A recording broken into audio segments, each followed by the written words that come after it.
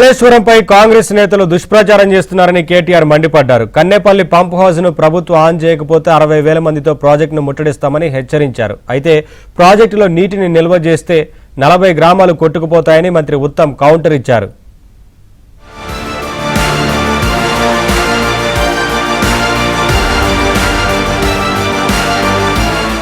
తెలంగాణ రాజకీయాల్లో కాళేశ్వరం మంటలు కొనసాగుతున్నాయి. ఈ ప్రాజెక్ట్ రాష్ట్రానికి వరమని బీఆర్ఎస్ వర్కింగ్ ప్రెసిడెంట్ కేటీఆర్ అన్నారు.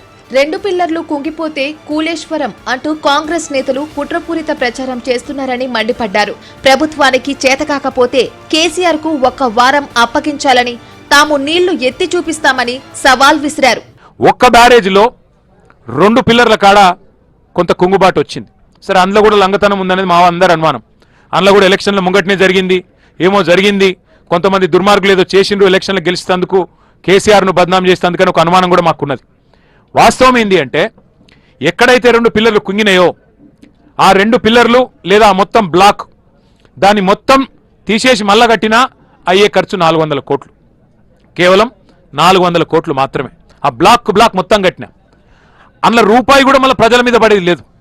ఎల్ఎన్టీ అనే సంస్థ ముంగటికొచ్చింది, చెప్పింది ఆ 400 కోట్లు మేము కట్టిన మా ప్రాజెక్టులంచి డిఫెక్ట్ లయబిలిటీ పీరియడ్లోనే ఉన్నది, మొత్తం పైసలు మేము పెడతాం, మేము కడతాం, మాకు అవకాశం ఇవ్వండి అంటే ఇప్పటికి 30 నెలలు అయిపోయాయి. 31 నెలలు అయిపోయింది. 31 నెలలు అయిపోయినా కనీసం ఒక అడుగు ముంగట పడలే. ఇవాళటికి కూడా ఒకటే పట్టుకున్నాడు, కూలేశ్వరం అయిపోయింది, కూలేశ్వరం అయిపోయింది అని చెప్పి పనికిమాలిన మాటలు, పసలేని విమర్శలు తప్ప ఇంకొకటేమి కాదు. మరోవైపు కాళేశ్వరంపై మంత్రి ఉత్తమ్ కుమార్ రెడ్డి కీలక వ్యాఖ్యలు చేశారు. ప్రాజెక్టులో నీటిని నిల్వ చేస్తే భద్రాచలం పట్టణం సహా 40 గ్రామాలు కొట్టుకుపోతాయని ఆందోళన వ్యక్తం చేశారు. నాసిరకం నిర్మాణం వల్లే మేడిగడ్డ, అన్నారం, సుందిళ్ల బ్యారేజీలను ఉపయోగించుకోలేకపోతున్నామని స్పష్టం చేశారు. ఈ 3 బ్యారేజీలు ఫౌండేషనే ఇది అనుమానాస్పదంగా ఉంది, సస్పెక్ట్ గా ఉంది. విస్తృతమైన టెస్టింగ్, రిహాబిలిటేషన్ చేయాలి. ఉదాహరణకి అన్నిటికీ స్టిల్లింగ్ బేసింగ్ పెంచాలి.